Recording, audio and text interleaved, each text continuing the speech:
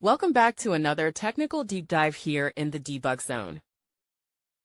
Today, we're tackling a big question and breaking it down with insights from other users. Hopefully, this clears up some misconceptions and helps you get the answer you need. So, buckle up, stay a little curious, and let's jump right in.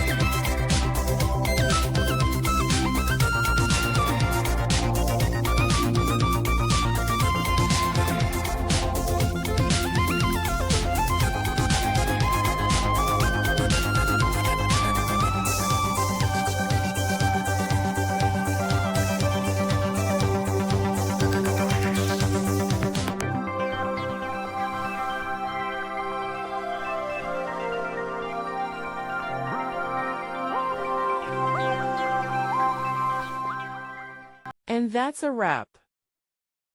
I hope you found the answer you were looking for. If you did, take a second to hit that subscribe button. It really helps out.